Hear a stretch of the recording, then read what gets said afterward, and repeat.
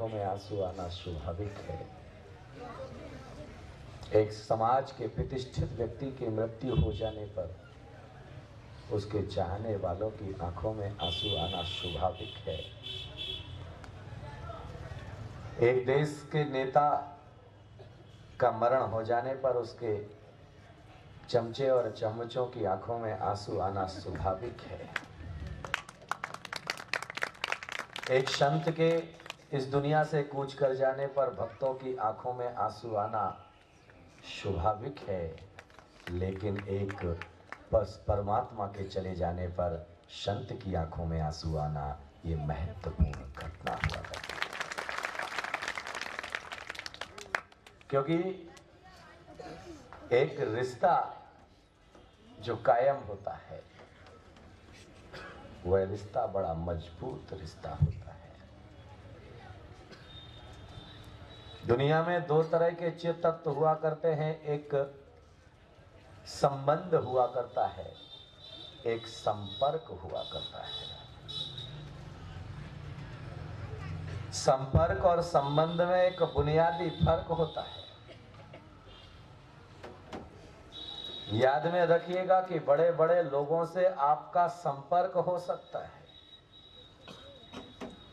देश के prime minister से भी आपका संपर्क हो सकता है, लेकिन जिसके साथ में संबंध हुआ करता है वह दिल का रिश्ता बन जाया करता है, वही संबंध हुआ करता है।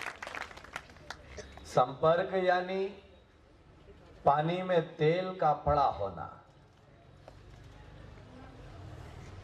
क्योंकि तेल अगर पानी के अंदर तेल डाल दिया जाए तो उसे कितना भी फेंट दिया जाए पर भी जो है तेल अलग ही रहेगा और पानी अलग ही रहेगा, कभी वह एक दूसरे के अंदर मिक्स नहीं हो सकते। संपर्क होता है तेल और पानी की तरह, और संबंध हुआ करता है दूध और पानी की तरह। अगर दूध में पानी जो है दूध में जाकर के मिल जाता है तो वह पानी भी दूध के भाव दुनिया में बिका करता है, वह जो है पानी के भाव नहीं बिका करता है।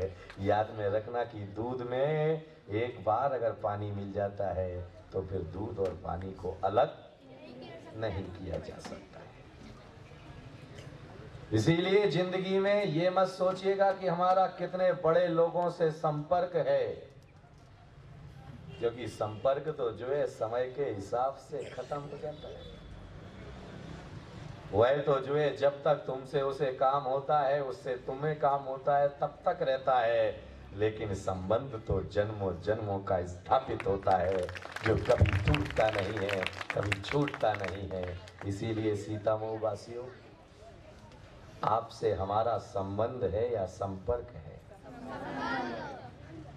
बोले याद में रखिएगा, क्योंकि दिल का रिश्ता ही है, प्यार का रिश्ता ही है, आत्मिकता का रिश्ता ही है, जिसके कारण आज दोपहर हो या सुबह हो या शाम हो, हम दौड़े दौड़े संत के चरणों में तले आए।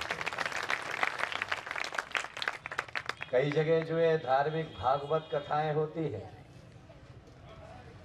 तो उन भागवत कथाओं में जो है भोजन की व्यवस्था भी होती है।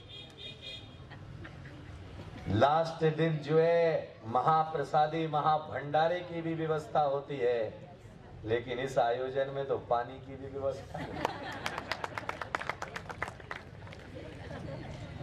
याद में रखिएगा, उस भागवत कथा में जो है भोजन की व्यवस्था होती है, पानी की व्यवस्था होती है, सारी व्यवस्थाएं मिलती हैं, तब जाकर के जो है लोग वहां पर इकट्ठे होते हैं।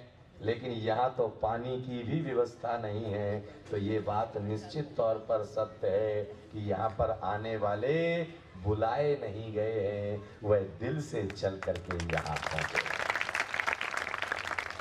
इन्हें किसी को कोई किसी भी तरह का कोई प्रलोभन नहीं दिया गया है। कि भाई तुम आकर के महाराज के प्रवचन में बैठोगे तो तुम्हें जो है महाराज ये देंगे, फलाना देंगे, ये देंगे, वो करेंगे। यहाँ तो सिर्फ जो है अंदर का प्यार, अंदर का उल्लास, अंदर की श्रद्धा, अंदर का विश्वास, अंदर का जागरण, अंदर परमात्मा के प्रति हमारे मन में अनुराग जो हमें हर रोज बार बार यहाँ पर खींच करके ले आता है। जबकि सारे देश में आजकल डर का माहौल बना हुआ है। सारे देश में आज जो है डर का माहौल बना हुआ है। अरे महावीर कहते हैं डरने वालों की जिंदगी नहीं हुआ करती है, जो डट करके मुकाबला किया करते हैं उनकी जिंदगी हुआ करती है।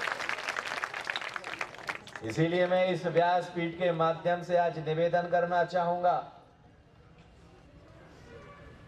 इस व्यासपीठ के माध्यम से अनुरोध करना चाहूंगा, सतर्क रहिए, डरिए मत, सावधानी रखिए, डरिए मत। याद में रखिएगा, क्योंकि रोगों को लड़ने की क्षमता, मांसाहारी में रोगों को लड़ने की क्षमता कम हुआ करती है, लेकिन शाकाहारी में रोग से लड़ने की प्रतिरोधक क्षमता ज्यादा हुआ करती है। इसलिए शाकाहारियों को घबराने की जरूरत नहीं है, सिर्फ सावचेत रहने की जरूरत है। उस वायरस के प्रति जो है हमें जो है सावचेत रहने की जरूरत है। अपनी क्रियाओं को करते हुए, अपने व्यवहार को करते हुए, अपने कार्यों को करते हुए सिर्फ सावधानी रखने की जरूरत है। और वैसे भी रोड पर भी आप जाते हैं तो रोड पर भी जगह जगह लिखा होता है, नजर हटी दुर्घटना घटी। जब भी कोई बीमारी आती है, जब हम लापरवाह होते हैं तभी कोई बीमारी आती है, और जब हम साफ और स्वच्छ रहते हैं तो कोई भी बीमारी हमारे इर्द गिर्द भी नहीं सकती। इसीलिए तो ये तो हाथ धो करके भोजन करना, हाथ धो करके ये करना, हाथ धो करके वो करना, ये तो हमारी पहले की परंपरा है। उस परंपरा का निर्वहन हम करना भूल गए थे, तो उसने तुम्हें लाइन पे लाना सिखाया। क्योंकि तुम बिना हाथ धोए खाना खाने लगे थे, इसलिए अब हाथ धो करके खाना खाओ। हाथ धोने में लापरवाह हो गए थे, पैर धोने में लापरवाह हो गए थे, गंदे गसेले कपड़े पहनने की हम आदत बना चुके थे। अरे याद में रखिएगा, स्वच्छ कपड़े पहनो, स्वच्छ मन रखो और स्वच्छ शरीर रखो तो परमात्मा भी आ जाता है। तो फिर ये वायरस तो दूर भागने में देर। और जिन्हें वायरस से ज्यादा डर है तो डर के आगे ही जीत है, डर के आगे ही जीत है। याद में रखना, क्योंकि हम उस वायरस को जो है नीचे आने ही नहीं देंगे तो फिर वायरस हमारे ऊपर इफेक्ट कहां से करेगा। अरे याद में रखिएगा, यहाँ पर सुधी श्रोताओं से मैं निवेदन करना चाहूंगा, ये अभी जो है उन्हें अपने घरों में होम और यज्ञ करना चाहिए। वह जो है आम की लकड़ी लेकर के जो है, तुलसी के पत्ती लेकर के जो है, क्या बोलते हैं, हाँ, हवन कुंड के अंदर जो है आम की लकड़ी ले ले, गोला ले लें, कपूर ले लें, चंदन और केसर की जो चंदन की जो है धूप ले लें, अष्टगंध ले लें, जो भी तो है तुलसी ले ले, क्या बोलते हैं, गूगल ले लें, इन सब की जो है मिला करके पंच की है क्या जौतन क्या, अरे प्रवचन मैं कर रहा हूँ भाई,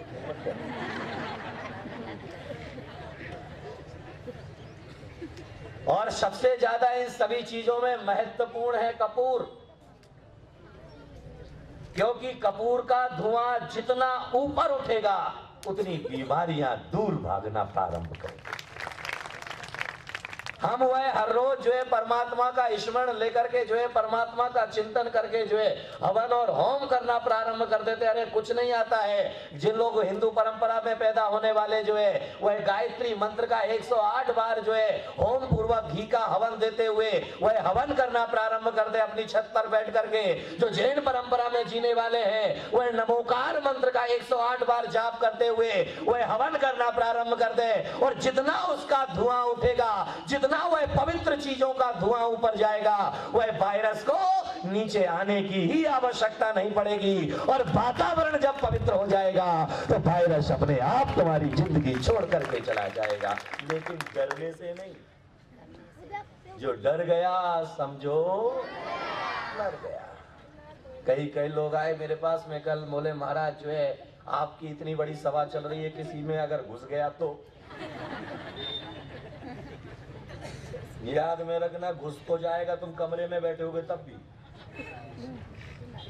क्योंकि वायरस कोई जो है इधर उधर नहीं घूम रहा है। वायरस तो ऊपर से हवाओं के थपेड़ों के साथ चल रहा है, और वह हवाओं के थपेड़े के साथ तो अगर घर के अंदर भी होगे तो भी तुम्हें पकड़ने वाला है। लेकिन याद में रखिएगा कि प्रभु के नाम का ताबीज पहन लो तो जिंदगी में बड़े से बड़े वायरस खत्म हो जाया करते हैं। ये तो बहुत छोटी चीज है। इसीलिए मैं आपसे निवेदन करना चाहूंगा कि जिंदगी में, हमारे मन में, हमारे देह में, हमारे अंतःकरण में सबसे पहले भाव पैदा होना चाहिए, जागरण पैदा होना चाहिए। हमारे अंदर जो है अपनी योग्यता और पात्रता पैदा होना चाहिए। और जिस दिन योग्यता और पात्रता जो है, रोगों से लड़ने की प्रतिरोधक शक्ति जब तुम्हारे अंदर बढ़ जाएगी तो बड़ी बड़ी चट्टानें भी हिल जाया करती है, बड़ी बड़ी चट्टानों भी चकनाचूर हो जाया करती है। अरे तुम तो वस्त्र पहनते हो, हम तो नग्न रहते हैं, फिर भी हमें उस वायरस का कोई भय नहीं है। क्योंकि महावीर कहते हैं आदमी एक्सीडेंट से कभी नहीं मरता है, एक्सीडेंट के भय से मरता है। जब एक्सीडेंट हो जाने के बाद में जब वह अपने शरीर से निकलता हुआ रक्त देखता है, गाड़ी की दशा देखता है, तो घबराहट उसके अंदर पैदा होती है, और वही घबराहट उसके प्राण लेने में कारण बन जाया करती है। इसलिए घबराइएगा मत, सावचेत रहिए, सावधान रहिए, और अपने आप की सुरक्षा स्वयं बना करके चलिए, तो दुनिया में कोई तुम्हारा कुछ भी बिगाड़ नहीं